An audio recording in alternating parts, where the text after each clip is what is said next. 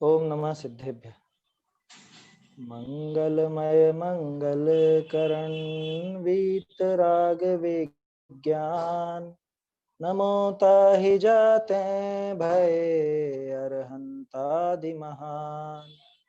करि मंगल करि हो महाग्रंथ करण को काज जाते मिले समाज सब पावे निज पद राज। मोक्ष मार्ग प्रकाशक ग्रंथराज पर अपनी चर्चा चल रही है। छठा अधिकार हमारा चल रहा है और इसमें कुधर्म का निरूपण और उसके श्रद्धानादिक का निषेध। इसके माध्यम से कुछ दिनों से हम हमारे पर्वों पर भी चर्चा कर रहे हैं, क्योंकि धर्म जो है वो धार्मिक जीव के सहारे आगे बढ़ता है। न धर्मो धार्मिकेर विना, और धार्मिक जीव के धर्म की प्रवृत्ति बढ़ाने के लिए पर्वों का आगमन होता है।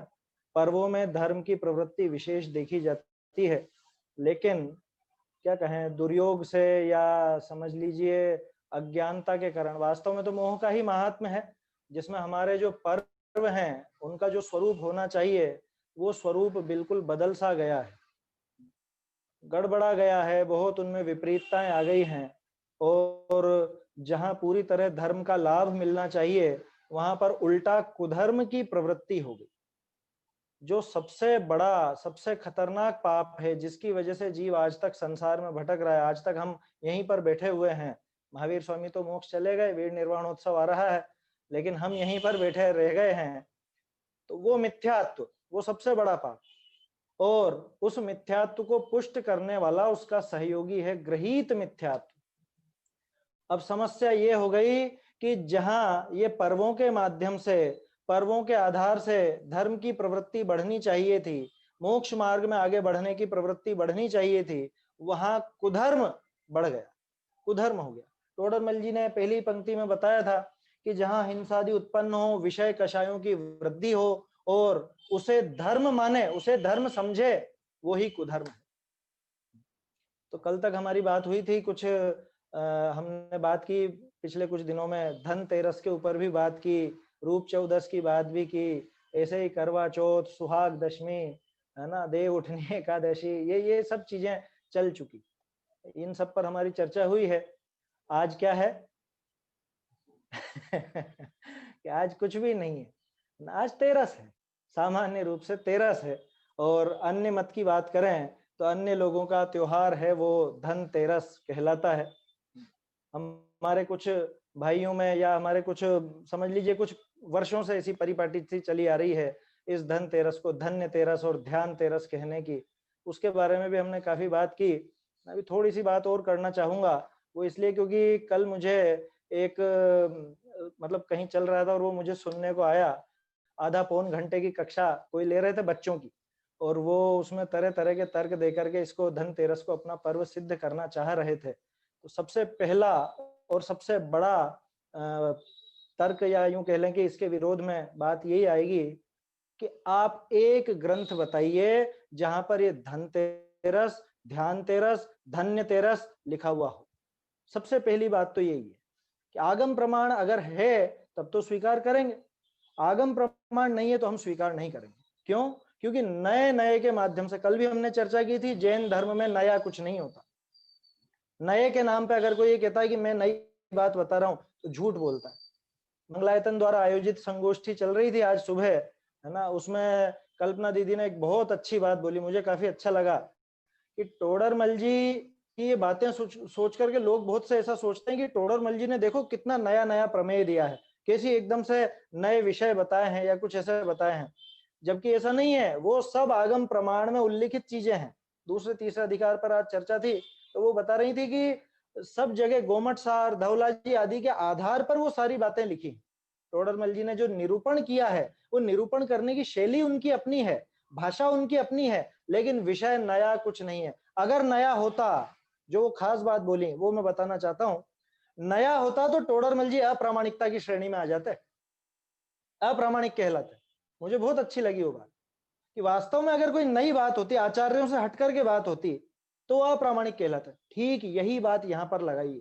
अगर कोई नया नया कुछ ऐसी बात करके और हम एक नया पर्व मनाएंगे, ये नया हमने शुरू किया है मनाना, तो आप बिल्कुल गलती कर रहे हैं, गलत जा रहे हैं, स्पष्ट बात है, गलत जा रहे हैं।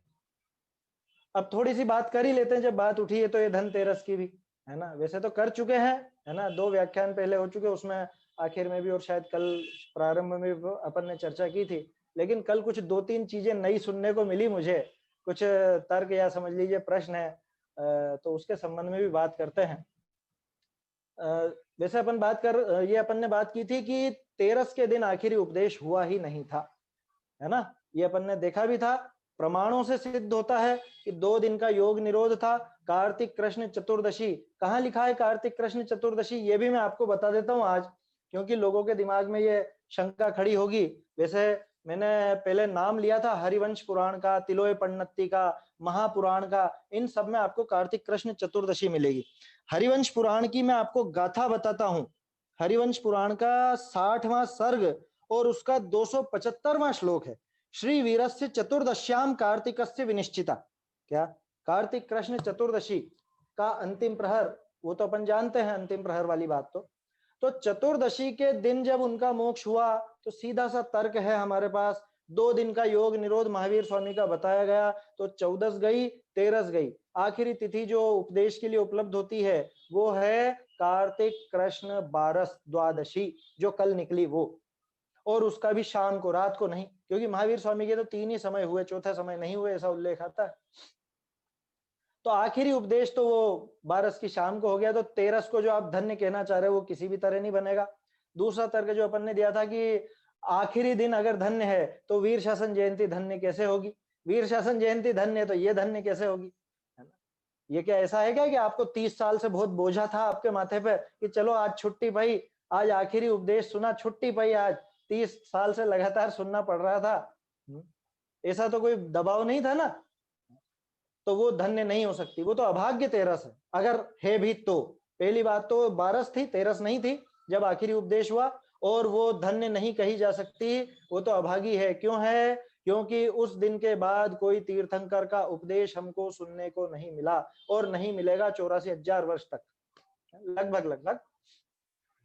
तो वो किसी भी तरह से आप उसको धन्य नहीं कह सकते। अब कुछ लोग जो मैं कल सुना मैंने, है ना, आधे घंटे का पौन घंटे का किसी का था, वो मैं नहीं जानता उनको व्यक्तिगत रूप से, तो वो कह रहे थे ध्यान में बैठे थे वो, है?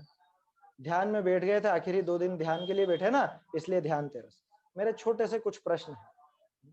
सर्वार सिद्धि राजवार्तिक आदि में जहां ध्यान की चर्चा है, वहां पे शुक्ल ध्यान का तीसरा और चौथा पाया जो है, पृथक तो वितर्क, पृथक तो वितर्क नहीं, जो आखिरी है सूक्ष्म क्रिया प्रतिपाती और विपरीत क्रिया निवर्तिनी, है ना, ये दोनों जो ध्यान के भेद हैं, वहां एक जगह प्रकरण आता है कि क्या केवल ज्ञान होने के बाद इस तरह से उपयोग को अलग से लगाया जाता है जो ये आप ध्यान बता रहे हो, ऐसा प्रश्न किया। और प्रश्नकर्ता का प्रश्न कितना वाजिब है, आप समझिए इस चीज को। केवल ज्ञान होने के बाद जब सब कुछ एक साथ भाषित होता है, तो फिर अलग से ध्यान लगाना पड़ेगा क्या उनको? अलग से ध्यान लगाना पड़ रहा है, माने केवल ज्ञान में कुछ गड़बड़ है, कुछ ज्ञान में कमी है, तब तो अलग से लगाना पड़ रहा है। आचार्य ने क्या जवाब दिया कि ये जो 2 ध्यान है ये उपचार से कहे गए हैं। कौन से उपचार से कहे गए हैं? क्या ये वास्तव में वैसे ध्यान नहीं है क्या जैसे शुरू के 2 थे? कि नहीं, ये वैसे नहीं है, ये उपचार से कहे गए हैं। क्यों कहे गए हैं उपचार से? कि कार्य नजर आ रहा है, उनका कारण दिखाने के लिए इनको उपचार से कह दिया। कौन सा कार्य नजर आ रहा है? कि कर्मों की निर्जरा का कार्य, ये कुछ विशेष दशा हुई ना। अब आयु पूरी होने में मात्र अंतर मुहूर्त का काल बचा है। कितना? अंतर मुहूर्त का काल। शुक्ल ध्यान का तीसरा पाया और चौथा पाया, तीसरा पाया कब लागू होता है पता है आपको? आयु पूरी होने के अंतर मुहूर्त पहले, ना कि 2 दिन पहले। तो जो लोग ध्यान 13 को वो तीसरा पाया लगाना चाह रहे हैं, वो भी नहीं लगेगा। क्यों? क्योंकि ये तो आयु पूरी होने के अंतर मुहूर्त पहले लगता है। दूसरी बात, ये मात्र उपचार से ध्यान कहा गया है ना। एकाग्र चिंता निरोधो ध्यानम की परिभाषा यहाँ पे घटित नहीं होती इन दोनों पर, क्योंकि केवल ज्ञानी के एकाग्र चिंता निरोध कैसे होगा? समझ में आ रहा है मेरी बात? समझ में आ रही है? ये मेरा तर्क नहीं है, वहां पे है टीकाओं में, ऐसा पढ़िएगा आप। एकाग्र चिंता निरोध केवल ज्ञान होने पर घटित नहीं होता, तो ये ध्यान कैसे बनेगा? तो आचार्य देव ने कहा उपचार से बनेगा। कौन से उपचार से बनेगा? कि चूंकि कार्य नजर आ रहा है, कौन सा कार्य? एक साथ धड़ाधड़ कर्म खिर रहे हैं, तो इस कार्य का कोई कारण तो बताएंगे ना। तो वो कारण बताने के लिए ऐसा कह दिया कि अंतर मुहूर्त पहले वो जो सारी क्रिया होती है ना, योगों का आश्रय छूट जाता है और वो अपने आप होता है, उपयोग में कुछ नहीं होता है ना। क्योंकि उपयोग में अगर कुछ अंतर मानोगे तो फिर तो केवल ज्ञान में और केवल ज्ञान होने के बाद कुछ इस दशा में ये बहुत बहुत अंतर सामने आ जाएगा, मतलब कुछ कमी या वृद्धि ऐसा समझ में आएगा। तो वो सारा कार्य उपचार से था, वो ध्यान व्यवहार से कहा गया है, असल में वो ध्यान लगाते ही नहीं है, वो तो सदा सदा के लिए आत्मलीन हो चुके हैं, सदा सदा के लिए आत्मलीन हो चुके हैं, उनको अब अलग से ध्यान लगाने की, एकाग्र चिंता निरोध की आवश्यकता बिल्कुल भी नहीं है, उपचार से कहा गया है। वो भी कब होता है? तीसरा और चौथा पाया कि वो तो आखिरी जो अंतर मुहूर्त बचता तब होता है, तो भी आपकी तेरस पे वो फिट नहीं बैठता। आया समझ में? तो हमें किसी भी तरह से ये धन्य तेरस है, ये ध्यान तेरस है? ऐसा नहीं करना चाहिए। वो कुछ और बातें भी कह रहे थे, पात्र की बात कह रहे थे, वो बच्चों को समझा रहे थे कि भैया जो वहां पे क्या था कि पात्र जीव कौन है कि जो महावीर स्वामी का उपदेश सुनेगा वो पात्र जीव है। इसलिए क्या करना कि अरे आज अंतिम उपदेश है, इसलिए सभी सुन करके और अपनी पात्रता प्रकट कर लो या अपने पात्रता का प्रमाण पत्र ले लो। क्या कि आप सुन के आए कि नहीं सुन के आए महावीर स्वामी का उपदेश? 30 साल से तो नहीं सुना, आज तो सुन लो, आज आखिरी उपदेश होने वाला है। तो पात्र जीव हो तो जाके सुन लो कि हाँ मैं भी पात्र हूं, मैं भी जाऊंगा, मैं भी जाऊंगा। अब इसमें कुछ प्रश्न बिल्कुल बेसिक खड़े होते हैं। आपको कैसे पता पड़ा कि आज अंतिम उपदेश होने वाला है? किसी को पता चलता है क्या योग निरोध के पहले? है कोई अवधि ज्ञानी हो तो उनको फिर भी पता चल जाए कि आगे क्या होने वाला है, क्या नहीं होने वाला। लेकिन सामान्य जनता को कैसे पता कि ये आज अंतिम उपदेश होने वाला है?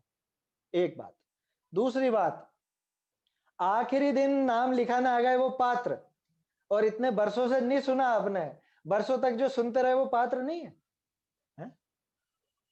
वो क्या घटित करना चाह रहे थे? वो यूं कहना चाह रहे थे कि लोगों में ये बर्तन खरीदने की परिपाटी कहां से शुरू हुई कि लोगों से कहा गया जो पात्र होंगे वो ये उपदेश सुनेंगे, है ना, पात्र होंगे तो उपदेश सुनेंगे। अब लोग बाग पात्र का अर्थ नहीं समझे, वो पात्र का अर्थ बर्तन समझ के और वो लेके आ गए और वो परिपाटी आज तक चल रही है। ये उन्होंने पात्र शब्द से वो संगति बिठाने की कोशिश की है मात्र। उसके पीछे क्या लॉजिक है, क्या कारण है वो बताऊं मैं आपको? वो बर्तन वगैरह का अन्य मत की परंपरा है वो। मैं देख रहा था मैंने कि जब ये आप बात करते हैं कि ये परिपाटी कहां से चली, तो थोड़ा हमको अन्य मत का भी देखना चाहिए, उनके वो तर्क क्या है, क्या उनकी रीतियां हैं वो भी देखनी चाहिए, क्योंकि उन्हीं की है वो तो सारी की सारी। हमारे यहाँ तो जबरदस्ती थोपी जा रही है। जो भी ऐसा सोच रहे हैं कि अपने अभी अपना भी है, अपने में भी कुछ महत्व है इस चीज का, तो वो सिर्फ थोपना चाह रहे हैं और क्या। तो उनके यहाँ क्या परिपाटी है, मैंने थोड़ा सा देखा गूगल पर, आप भी देख सकते हैं, है ना, आप सर्च कीजिए धनतेरस तो आपको पूरी डिटेल मिल जाएगी। उनके यहाँ क्या कहानी है कि आज के दिन, ये कार्तिक की तेरस, कृष्ण तेरस के दिन धनवंतरी प्रकट हुए थे। कहां से? वो समुद्र मंथन में से। समुद्र मंथन चल रहा था और समुद्र मंथन में से धनवंतरी एक सोने का कलश, अमृत कलश लेकर के प्रकट हुए थे। तो अमृत कलश वो घड़ा, अमृत कलश वो पात्र वो लेकर के प्रकट हुए। तो उस दिन से परिपाटी चल गई कि बर्तन खरीदो। कौन सा बर्तन खरीदो? सोने के अथवा चांदी के या और जो भी। तो उनके यहाँ तो परिपाटी है, उनके पास तो उनका लॉजिक है, उनके पास उनकी कहानी है, और अपने पास कहानी नहीं है तो अपन क्या करने लग गए कि अरे पात्र जीव की बात थी और वो पात्र को बर्तन समझ लिया। ऐसी कहानी हमने बना दी। आया समझ में? ये कोई किस्सा नहीं हुआ। आप थोड़े कल्पना तो कीजिए कि लोग इतने मूर्ख थे उस जमाने में, जिस जमाने में शास्त्रों को लिखने की आवश्यकता नहीं पड़ती हो, लोगों की इतनी बुद्धि रहती हो कि वो जो सुना वो याद रह जाए, उस जमाने में आप लोगों के दिमाग की ये कल्पना कर रहे हो कि वो पात्र का अर्थ नहीं समझे। और क्या पात्र शब्द का प्रयोग किया होगा उस जमाने में? हो सकता है कोई दूसरा शब्द हो, कोई और शब्द हो, ये भी तो हो सकता है। भव्य शब्द का प्रयोग क्यों नहीं किया जाएगा, पात्र का क्यों किया जाएगा? मुझे ये बताओ। मैं होता तो भव्य का प्रयोग करता कि जो भव्य जीव होगा वो महावीर स्वामी का उपदेश सुनेगा, ऐसी कहानी बनानी थी। तो आपको कुल मिला के वो बर्तन भांडों से वो संगति बैठानी है, तो आप पात्र शब्द के ऊपर जोर दे रहे हो। क्योंकि क्या करे, कहानी को लॉजिक से कुछ सिद्ध तो करना पड़ेगा ना, तो ऐसी कहानी बना ली गई अभी के कुछ वर्षों में, 40-50 वर्षों में ज्यादा से ज्यादा। और अभी के जो मैसेज करने वाले व्हाट्सएप वीर हैं वो तो उस पर भी ध्यान नहीं देते हैं, वो तो नई नई थ्योरियां लेकर के आते हैं। तो हमें गंभीरता से विचार करना चाहिए। हमें झगड़ा नहीं, किसी से भी झगड़ा नहीं है अपने को, अन्य मति से भी नहीं है, और अपने जो भाई इस तरह की बात कर रहे हैं उनसे भी नहीं है, लेकिन गंभीरता से विचार करो। दिक्कत क्या है? दिक्कत यह है कि ये इन पर्वों को हाईलाइट करने के चक्कर में हमारा असली पर्व धरा का धरा रह जाता है, बिल्कुल धरा रह जाता है। वो मतलब उसकी महत्ता समाप्त हो जाती है। कैसे होती है? एक छोटा सा उदाहरण देता हूं मैं। अभी 2-4 साल से, या समझ लो 8-10 साल से, गुरु पूर्णिमा को अपना सिद्ध करने की होड़ लगी हुई है। गुरु पूर्णिमा अपना त्योहार है। क्यों है? कि इस दिन वो आए थे, गौतम स्वामी आए थे, हमको गुरु मिले थे, इसलिए गुरु पूर्णिमा मनाते हैं। वो गुरु पूर्णिमा के चक्कर में वो वीर शासन जयंती तो बिल्कुल धूमिल हो गई, बिल्कुल धूमिल हो गई। मेरा उनसे सीधा सा प्रश्न है, चलो अब प्रसंग उठाए तो बात कर ही लेते हैं, क्योंकि फर्जी पर्वों की भी तो बात कर रहे हैं ना हम। गुरु पूर्णिमा का उल्लेख आपको कौन से ग्रंथ में मिला? आचार्यों ने उल्लेख किया? चलो वो छोड़ो, मैं तो आपसे ये पूछता हूं कि गौतम स्वामी पूर्णिमा के दिन आए, ये कौन से शास्त्र में लिखा मिल गया आपको? मुझे तो एकम के दिन लिखा हुआ मिला है, आप पढ़ो। एकम के दिन आए, और लॉजिक से सिद्ध, लॉजिक से थोड़ा सा सोचो। लोग बाग पहले से ही प्यासे बैठे हैं 66 दिन से, जिनको उपदेश नहीं मिला है, अब ये आए हैं आज, और एक दिन का और इंतजार करेंगे हैं?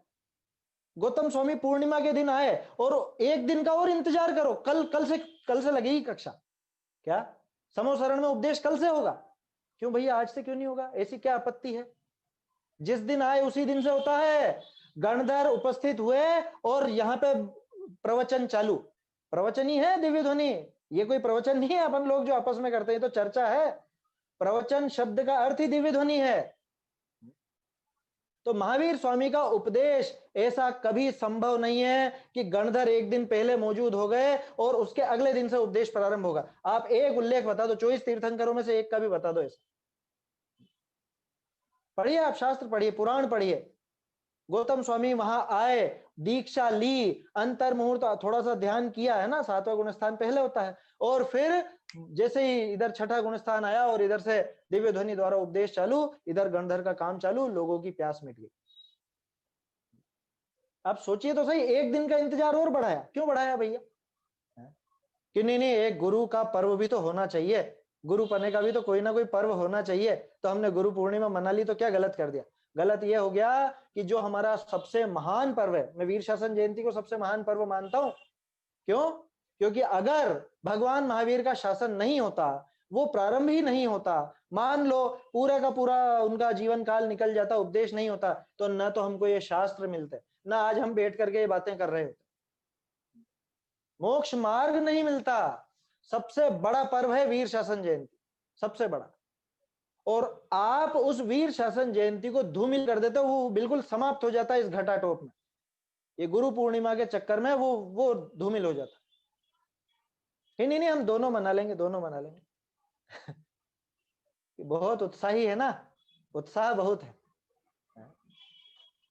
असल में क्या है, उछल कूद का उत्साह बहुत है। इसको पर्वों के बिना या ये कोई तिथियों के बिना इसका मन नहीं लगता खुद का कल्याण करने में। तीर्थंकरों ने तिथियां देखी होंगी है कि आज अच्छी तिथि है, आज ध्यान में बैठना चाहिए, आज अच्छी तिथि है, आज मोक्ष जाना चाहिए है, या आज दीक्षा लेनी। दीक्षा तो खुद के हाथ में है ना, वो तो कर ही सकते हैं। तिथि देखी होगी उन्होंने। अरे ऐसी कौन सी तिथि है 1 से लेके 15 तक, पूनम अमावस तक, कौन सी तिथि है जिस दिन आपका मतलब किसी भी तीर्थंकर का कल्याणक ना हुआ हो? बता दो, एक तिथि बता दो कोई सी है? कि ज्योतिष भी तो कोई चीज होती है। अरे क्या ज्योतिष कुछ देखा क्या उन्होंने? दीक्षा लेने में, केवल ज्ञान में, मोक्ष होने में कोई तिथि देख करके गए? वो जिस दिन जिस घड़ी वो कार्य अच्छा हो जाए वही घड़ी शुभ है। आए समझ में? और कोई शुभ उभ नहीं होता है। लोगों ने बुकिंग करा रखी है बहुत, आज शुभ दिन है, शुभ दिन। कल भी मैंने कहा था, शायद परसों कहा था क्या, धनतेरस के नाम पर एक वस्तु सुई तक मत खरीद लेना। आया समझ में? स्पष्ट ग्रहित मिथ्यात्व का पोषण है, स्पष्ट ग्रहित मिथ्यात्व का पोषण। क्यों? अभी बताएंगे टोडरमल जी क्यों। टोडरमल जी ने जवाब दिया है, उस पर आएगी जब अपनी चर्चा तब करेंगे कि इसमें मिथ्यात्व कैसे हो गया। क्योंकि बहुत से लोग ये कहते हैं कि मिथ्यात्व कोई भूत है क्या जो आके लग जाएगा, है? बिल्कुल भूत है। आया समझ में? और वो भूत आपका ही पैदा किया हुआ है। कैसे लग जाएगा वो तो बताएंगे 151वें पेज पर, जैसे हर जगह बताते आए हैं कि ऐसे देवों को मानने में मिथ्यात्व कैसे हो गया, ऐसे कुगुरुओं को मानने में मिथ्यात्व कैसे हो गया, ऐसे ये जो कुधर्म है, ये पर्वों के खोटा स्वरूप है, इसको मानने में मिथ्यात्व कैसे हो गया, ये सब बताएंगे, वो चर्चा आएगी अपनी।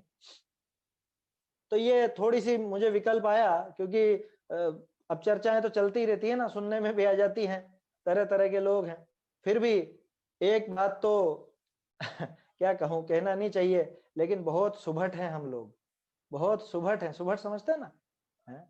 बहुत भारी योद्धा हैं क्या? आप तो बोले जाओ, हम सब सुन रहे हैं। आपका काम है बोलना और हमारा काम है सुनना। करना तो वही है जो हमारा मन चाहेगा।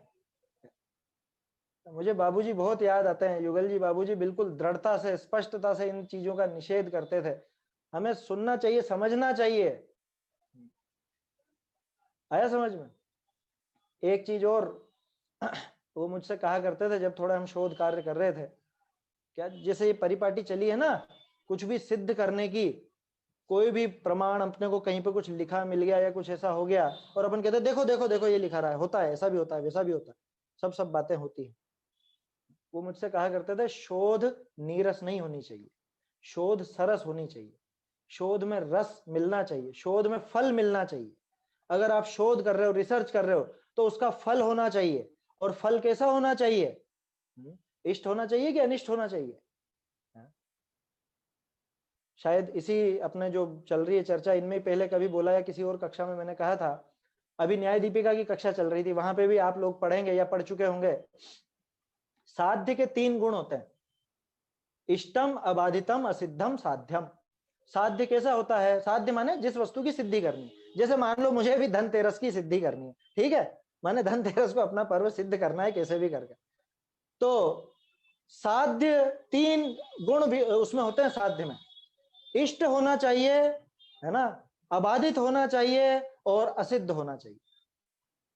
तीनों विशेषणों में 2 विशेषणों पे ज्यादा मुझे बात नहीं करनी है कि अबाधित का मतलब तो किसी प्रमाण से बाधा नहीं आनी चाहिए, वो होता है। अगर प्रमाण से बाधा आ गई तो आप सिद्ध ही नहीं कर पाओगे। दूसरी बात, वो असिद्ध होना चाहिए। असिद्ध क्यों होना चाहिए? कि पहले से अगर सिद्ध है तो फालतू मेहनत कर रहे हो आप सिद्ध करने की उसको। मुझे बात करनी है इष्ट विशेषण पे।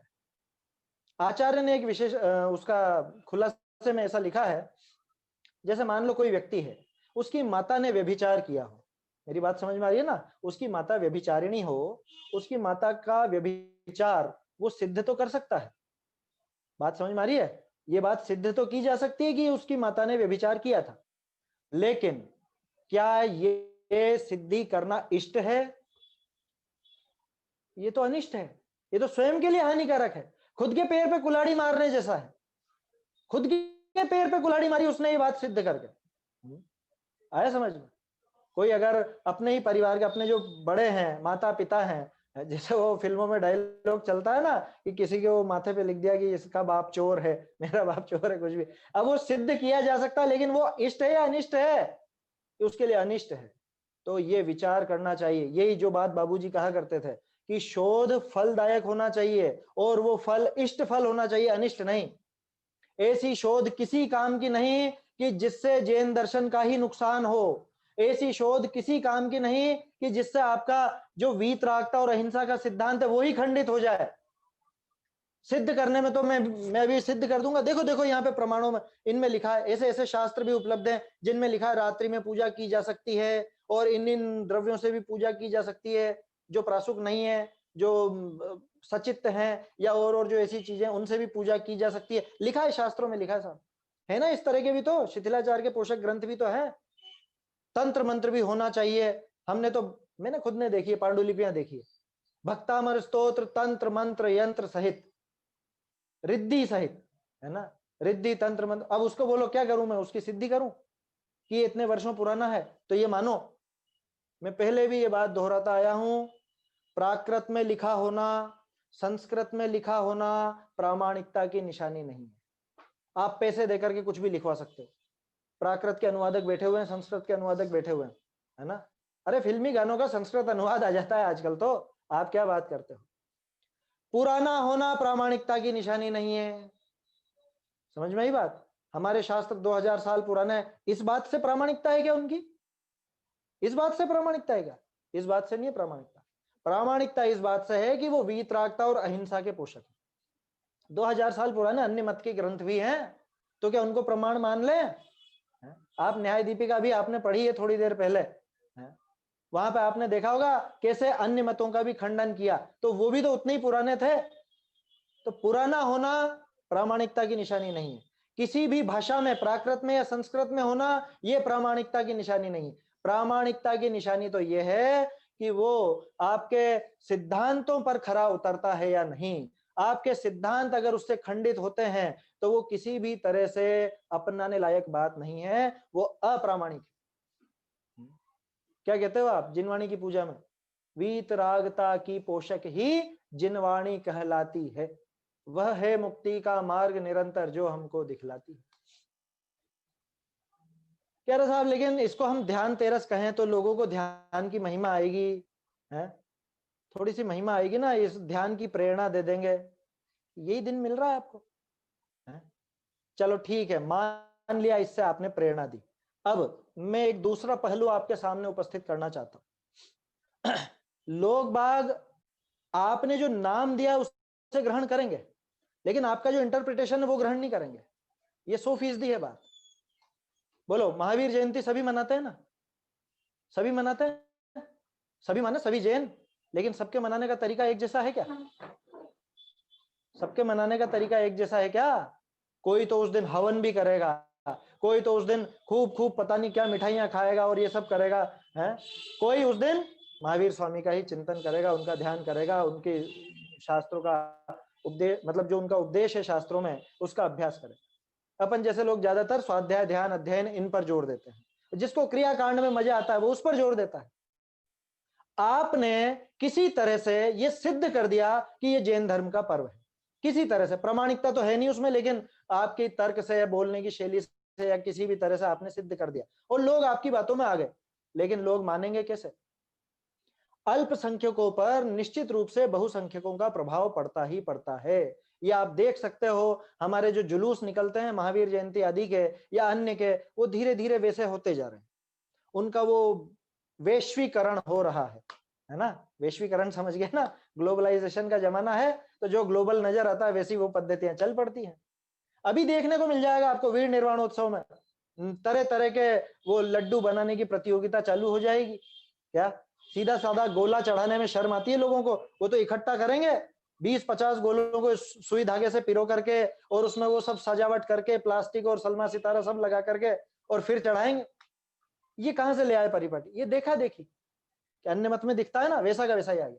तो मैं क्या कह रहा हूं आपसे, उस बात पे जोर दीजिए। आपका शब्द तो वो ले लेंगे, आपने जो पर्व का नाम दिया वो तो वो ले लेंगे, लेकिन आपने जो व्याख्या की है उसको कोई ध्यान नहीं देने वाला। वो उसी तरह से मनाएंगे जैसा उनको नजर आता है या जैसा उनको मन करता है। तो कैसे मनाएंगे? कह रहे सब लोग नया नया कुछ खरीदते हैं आज के दिन, धनतेरस के दिन, तो हम भी खरीदेंगे, और धर्म पर्व तो है ही सही है। अब टोडरमल जी की परिभाषा यहां पे आती है। क्या? हिंसा का और राग द्वेष का पोषण करे और उसको धर्म माने। क्या? इसे धर्म पर्व माने। इस दिन ये सारी उटपटांग क्रिया करके और सोचे कि हमने बहुत धर्म किया है, वो तो यही मानेगा ना। उसको आपकी व्याख्या थोड़े सुननी है, उसको तो ये सुनना था कि हाँ ये हमारा पर्व है, बस मनाएंगे तो हम हमारे ढंग से ही, आप बोले जाओ जो आपको बोलना। तो ये सारा कुधर्म है और ये सारा कुधर्म फैलेगा, ये फैलता है, ये हुआ अनिष्ट साध्य। बात समझ में आ रही है? जो मैं साध्य बता रहा था आपको, ये अनिष्ट की सिद्धि हुई है। इसलिए बहुत गंभीरता से विचारनीय बातें हैं ये। बहुत से अपने जो साधर्मी भाई हैं वो कहेंगे अरे टोडरमल जी ने और बातों पर जोर दिया, उन पर आप बात करो ना, कि उनकी भी बातें की हैं हमने। टोडरमल जी ने जो गंभीर बातें बताई है ज्ञान आदि के संबंध में, वो भी अपन ने देखा है, और ये बातें भी टोडरमल जी ने ही बताई है। आपको इनसे चिढ़ क्यों होती है? आपको टोडरमल जी के 5वें 6ठे अधिकार से चिढ़ क्यों होती है? वो आपका अंदर का वो सब उजागर कर देते हैं इसलिए। ये हमको विचार करना चाहिए। टोडरमल जी ने जान दी है, अपनी 5वां 6ठा अधिकार को लिख करके जान दी है। आया समझ में? सारी चीजें उनकी पढ़ने लायक और सारी गंभीरता से विचारने लायक है, एक एक बात, एक एक अक्षर। हम तो अक्षर तक जोर देते हैं उस पर, टोडरमल जी जहां पे छोटी ई की मात्रा लगाते हैं कि बड़ी ई की मात्रा, वो तक हम समझना चाहते हैं। तो वो सारी बातों को गंभीरता से हम विचार करें। ये तो चर्चा वैसे तो आज का दिन करने की नहीं थी, पहले कर चुके हैं, लेकिन फिर भी ये 2-3 पॉइंट वो पात्र वाली और वो ध्यान वाली वो जो सुनने में आई, तो उन पर थोड़ी सी हमने बात की है ना। तो क्या है आज कि आज तो सामान्य 13 से अपना तो कोई त्योहार नहीं है, और भूल के भी एक सुई तक मत खरीद लेना, है ना। सुई का मतलब समझ लेना, है ना। छोटी से छोटी चीज भी इस तिथि के दिन के नाम पर, इस तिथि के नाम पर खरीदने जैसा नहीं है, क्योंकि आज के दिन बहुत ज्यादा होता है, बाजार में बिक्री बहुत बढ़ती है। आज देखो आप, गाड़ियां हैं या आपके घर में कोई भी चीज लानी है, टीवी लानी है तो आज लाएंगे, मोबाइल लाना है तो आज लाएंगे, हैं, या कूलर, पंखा, एसी जो भी है, वॉशिंग मशीन वगैरह, माइक्रोवेव, जो भी XYZ सब चीजें। मैं तो इतना सा पूछता हूं, आज क्यों लाए? मन का चोर निकल के आएगा सामने, क्यों का जवाब दीजिए, क्यों लाए आज? नहीं, आज शुभ शुभ शुभ है, शुभ। तो आपने इनमें ये शुभ अशुभ माना, ये मिथ्या कल्पना है। ये मिथ्या कल्पना है, पहले देख चुके हैं अपन, टोडरमल जी ने सिद्ध किया था ना, है? क्या है कषाय की परिभाषा? बाल बोध भाग 2 पाठ 3 या 4, कषाय वाला पाठ। कषाय क्यों पैदा होती है? मुख्यतया मिथ्यात्व के कारण, मुख्यतया मिथ्यात्व के कारण। टोडरमल जी का है वो, है ना। वो पाठ, बाल बोध के पाठ मुझे बहुत अच्छे लगते हैं, बहुत व्यवस्थित ढंग से बनाए गए। टोडरमल जी का मोक्षमा प्रकाशक का सार आ गया उन पाठों में। मुख्यतया मिथ्यात्व के कारण पर पदार्थ जब इष्ट या अनिष्ट, अब पदार्थ की जगह आप लगा लो, जब कोई तिथि इष्ट या अनिष्ट लगे, वो भी तो लगाओ, अकेला पदार्थ ही थोड़ी ना। आज शुभ है, आज शुभ दिन है, आज अशुभ दिन है, कौन सी तिथि शुभ हो गई, कौन सी अशुभ हो गई? महावीर स्वामी चतुर्दशी को मोक्ष चले गए, अमावस को जाते तो क्या हो जाता? अशुभ हो जाता क्या? कि गौतम स्वामी ने अमावस के दिन केवल ज्ञान प्राप्त किया, कौन सी तिथि अशुभ हो गई बताओ? और मुझे पता नहीं है, सारे 24 तीर्थंकरों के कल्याणकों की तिथि होगी, कोई ना कोई अमावस की तिथि भी होगी सही किसी की, है ना। तो गंभीरता से अपने को ये सब बातों का विचार करना चाहिए। कल हमारी बात चल रही थी 189 पेज पे, कि कोई भक्ति आदि कार्यों में हिंसादिक पाप बढ़ाते हैं। इस पे भी काफी हमने बात की थी। हमारे जो अनुष्ठान है, हमारे जो आयोजन है, चाहे वो पूजन हो, चाहे विधान हो, चाहे शिविर हो, चाहे पंच कल्याणक हो, चाहे यात्रा हो, XYZ सब लगा लेना। उन सब आदि लिखा ना, भक्ति आदि, ये सब आ जाएगा। इसमें हिंसादिक पाप बढ़ाते हैं। गीत नृत्य गान आदिक, गीत नृत्य गान आदिक व इष्ट भोजनादिक, ये अभी जो 4-5 दिन है, ये इसी के तो हैं सारे के सारे। नाचेंगे, गाएंगे, मिठाइयां खाएंगे, मिठाइयां खिलाएंगे, और क्या करेंगे? और अन्य सामग्रियों द्वारा विषयों का पोषण करते हैं। साज सज्जा कराएंगे, मकान सजाएंगे, दुकान सजाएंगे, है ना। शाम की पूजा की भी शायद अपन ने बात कर ली थी कल ही। वो दीपावली के दिन शाम के टाइम पूजा करते हैं, वो दिमाग में तो वो लक्ष्मी की पूजा बैठी हुई है। भाई आप सुबह करके आ चुके हो, अब शाम को क्या प्रयोजन है उसका? पूजा का टाइम शाम का कब से होने लगा? कुतूहल प्रमाद आदि प्रवर्तते हैं, है ना। ये सब कुतूहल है जो अभी हो रहा है, जो 4-5 दिन में नजर आता है ना, दीपावली के नाम पर। अपना पर्व नहीं है, अपना तो वीर निर्वाण उत्सव है, उस पर भी बात करेंगे अपन, है ना। आज नहीं हो पाएगी तो कल करेंगे, कल रहेगी अपनी चर्चा, कल छुट्टी नहीं रहेगी। वैसे तो आम दिनों में अपन शनि और रवि की छुट्टी रखते हैं, लेकिन कल रहेगी। तो कुतूहल प्रमाद आदि रूप प्रवर्तते हैं, कि इसमें क्या हो गया? इसमें यह हुआ कि वहां पाप तो बहुत उत्पन्न करते हैं और धर्म का किंचित किंचित साधन नहीं है। किंचित माने थोड़ा सा। कि धर्म का थोड़ा भी साधन नहीं है। धर्म माने क्या? क्या है धर्म का अर्थ? धर्म माने वो चारित्र, धर्म माने वीतराग भाव, परिणामो अपनो समो, प्रवचन सार जी 7वीं का था, है ना। धर्म माने अहिंसा और वीतरागता, सीधे शब्दों में कहूं तो मोह राग द्वेष का भाव वो धर्म। इसका तो किंचित भी साधन नहीं है और कुतूहल प्रमाद आदि रूप प्रवर्तते हैं, पाप तो बहुत उत्पन्न करते हैं। बोलो, अभी जो अपन ने बात की ये धनतेरस वगैरह और या जो भी, अब इसके माध्यम से कोई भी किसी भी तरीके से पर्व मनाएगा ऊट पटांग प्रवृत्ति से, लौकिक प्रवृत्ति से, क्या उसमें हिंसा नहीं है? क्या उसमें राग द्वेष का पोषण नहीं है? क्या उस साज सज्जा में ये सारी बातें नहीं है जो धर्म से विरुद्ध हैं? तो अगर वो हैं तो फिर ये किसी भी रूप में अपनाने लायक नहीं है, किसी भी रूप में ग्रहण करने लायक नहीं है, किसी भी रूप में ये इस तरह की प्रवृत्ति उचित नहीं। ये धर्म नहीं है, ये कुधर्म है। ये सब कुधर्म जानना, सो सब कुधर्म है, साफ साफ लिखा है। आगे बढ़ते हैं अपन अगले पेज पर 190 पर। वैसे तो 189 की बात कल भी थोड़ी कर ही ली थी अपन ने, है ना, बार बार वो चीजें क्या दोहरावे। 190 पेज पूरा का पूरा अपने देखने लायक है। ये पहला दूसरा पैराग्राफ छोड़ दो, बल्कि दूसरे पैराग्राफ की भी जो पंक्ति है, जहां विषय कषाय बढ़ते हों और धर्म माने सो सब कुधर्म जानना। क्या लिख दिया टोडरमल जी साहब ने? जहां विषय कषाय बढ़ते हों, और मैं सोचूं कि मेरा तो धर्म हो रहा है। जैसे कल एक बात की थी अपन ने, शायद कल करी थी या परसों, वो कलह 14 दश लक्षण में जो 14 आती है उसको कलह 14 कहते हैं हमारे यहाँ। क्यों? कि पंच पटेल आकर के सब झगड़ा करेंगे आपस में कि अब हम अध्यक्ष बनेंगे, तुम्हारा समय गया, क्या सौंपो गद्दी, सौंपो चाबी, सौंपो हिसाब किताब। तो जहां विषय कषाय बढ़ते हैं और धर्म माने, क्या करा साहब कि हमने 10 लक्षण धर्म की आराधना करी। कैसे करी? दिख गया मंदिर में दिख गया ना, मंदिर में सब नजर आ गया। अभी से ही आज भी नजर आने लग गया, आज से ही। विषय कषाय बढ़ते हों। कैसे बढ़ते हैं विषय कषाय? क्या होते हैं विषय और क्या होती है कषाय? कि 5 इंद्रिय के विषयों का नाम है विषय, जो वो विषय भोग है।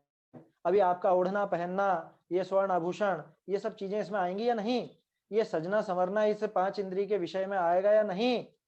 और ये विषय क्यों है, विषयों में प्रवृत्ति क्यों है? इसके पीछे मूल कारण है कषाय। इसलिए साथ में कहा जाता है विषय कषाय। देखो दोनों बातें हैं, कषाय ज्यादा हो तो विषयों में प्रवृत्ति ज्यादा होती है, विषयों में प्रवृत्ति हो तो कषाय बढ़ती है। दोनों एक दूसरे के पूरक हैं, इसलिए विषय कषाय एक साथ नाम लिया जाता है। पहले मैं सोचा करता था ये दो अलग अलग एक साथ क्यों लेते हैं इनका नाम, विषय कषाय, जहां देखो वहीं पे विषय कषाय विषय कषाय। तो उसका कारण यही है कि आपकी कषाय ज्यादा होगी, उस रूप होगी, तो आप विषयों में भाई सीधी सी बात है, मुझे अगर मान लीजिए गुलाब जामुन पसंद है तो मैं गुलाब जामुन खाऊंगा, माने मुझे गुलाब जामुन से राग है, वो कषाय है, तो मेरे वो गुलाब जामुन रूपी विषय देखने में आएगा।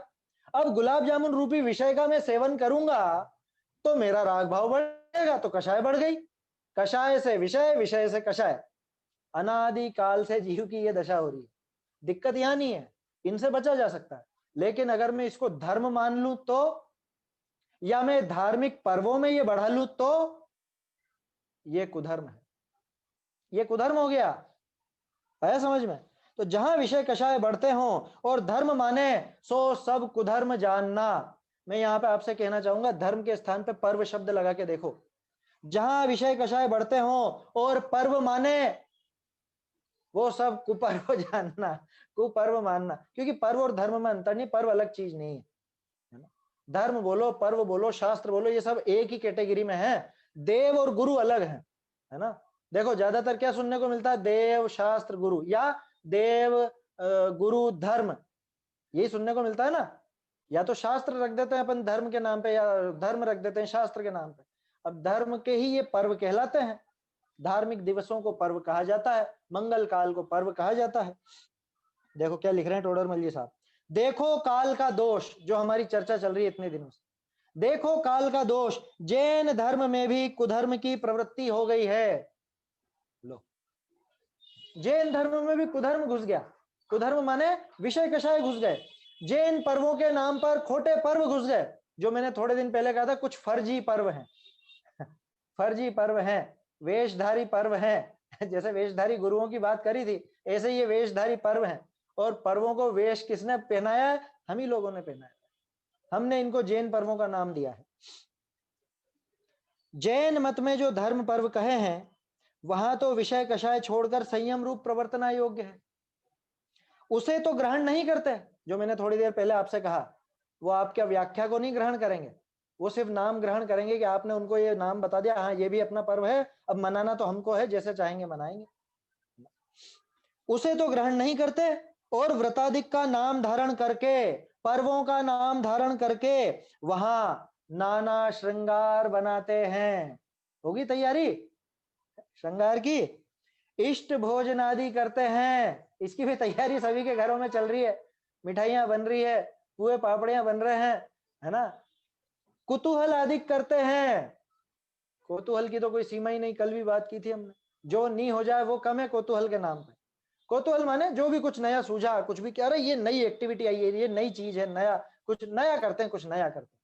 क्या रंगोली बनाओ, घर को सजाओ, आपने कैसे डेकोरेशन किया है वो आप हमको बताओ, हम आपको बताएं, व्हाट्सएप पर एक ग्रुप बना लिया जाए। क्या जैन ग्रुप भी बने हुए हैं ना, खाने पीने के सब। देखो उनका निषेध नहीं कर रहा हूं मैं तो ये बता रहा हूं कि पर्वों के नाम पे कैसी कैसी प्रवृत्तियां चल रही। क्या आपने कौन सी मिठाई बनाई, किस ढंग से बनाई, आप आपकी रेसिपी हमको भेजिए, हम हमारी रेसिपी आपको भेजेंगे। हम आपकी सजावट का तरीका देखेंगे और हमारी सजावट का तरीका आपको भी बताएंगे। ये क्या है? ये सब कुतूहल है, ये कुतूहल आदि करते हैं। बोलो ये हो रहा है कि नहीं हो रहा है? आप इसको ध्यान तेरस भी कह लोगे, कितने लोग ध्यान लगाकर बैठने वाले हैं? कितने लोगों को उसके ध्यान की प्रेरणा मिल रही है उससे? आप उसको धन्य कह लोगे तो उनमें धन्यता किस तरह की है वो कैसे समझेगा? कैसे समझेगा वो धन्यपना? खैर वो तो है ही नहीं, वो प्रमाणों से अपन ने देखा, वो तो सारा काम 12 के दिन हुआ था। 13 तो कुछ कहीं से कहीं तक बनेगी नहीं, सिद्ध ही नहीं होगी प्रमाणों से। कुतूहल आदि करते हैं और सबसे बड़ी बात, वह कषाय बढ़ाने का कार्य करते हैं। जुआ इत्यादि महान पाप रूप प्रवर्तित है। कल भी आई थी ये बात, कल भी की थी हमने ये बात। दीपावली के दिन तो जुआ खेलना तो शुभ है, शुभ क्या, जुआ तो खेलना चाहिए, ऐसा अन्य मत में चलता, उनके देखे देख जैनों में भी आ गया, जैन लोगों में भी ये प्रवृत्ति हो गई। और कुछ नहीं तो शुभ की मान्यता तो है ही सही, ये दिन शुभ है, क्या ये मंगल दिन है, कैसे हो गया मंगल? थोड़ा विचार करना चाहिए। तथा पूजन आदि कार्यों में उपदेश तो, समय हो गया है मेरे ख्याल से 4:15, आज तो वैसे भी अपना समय लेट था, है ना, दिन जल्दी ढलने लग गया है, महिलाओं को आकुलता होती है ना। ठीक है, तो बाकी बची हुई बात कल करेंगे, कल अपना रहेगा ये चर्चा का समय जो भी है। कल अगर भाई साहब की कक्षा रहेगी तो वही 3:30 से प्रारंभ होगा, और अगर नहीं रहेगी तो 3:15 से प्रारंभ होगा, है ना। तो आगे की चर्चा कल बढ़ाएंगे हम। तो ये इन बातों पर गंभीरता से विचार करें, क्योंकि इन बातों पर अगर विचार नहीं करेंगे तो चित्त की वो भाव भूमि नहीं बन पाएगी जहां पे वास्तविक धर्म का अवतरण होता है, जहां पे वो धर्म उतरता है, स्थापित होता है, उसकी स्थापना होती है। उसके लिए भाव भूमि चाहिए। बाबूजी बहुत जोर देकर के कहा करते थे, चित्त की कोमल कोमल होनी चाहिए भूमि, कठोर नहीं हो सकती, पत्थरों पर फूल नहीं उगते, है ना। ये सम्यक्त का अंकुर अगर उपजाना है तो चित्त की भूमि को भी कोमल बनाना पड़ेगा। कोमल बनाने का अर्थ ये नहीं है कि हाँ हाँ सभी को मान लेंगे। कोमल बनाना पड़ेगा माने उसके लिए आप में वो योग्यता आनी चाहिए जिससे ये धर्म का अंकुर प्रस्फुटित हो सके, धर्म प्रकट हो सके। करेंगे कल चर्चा, है ना, समय हो गया है अभी। निज निधि निज में बताई यह अनंत उपकार है, इसके लिए जिन वाणी माँ को वंदना शत बार है, वंदना शत बार है। भाई साहब कल का जो भी टाइम रहेगा तो उसका अपडेट मैसेज के थ्रू दे दिया जाएगा। हाँ जी।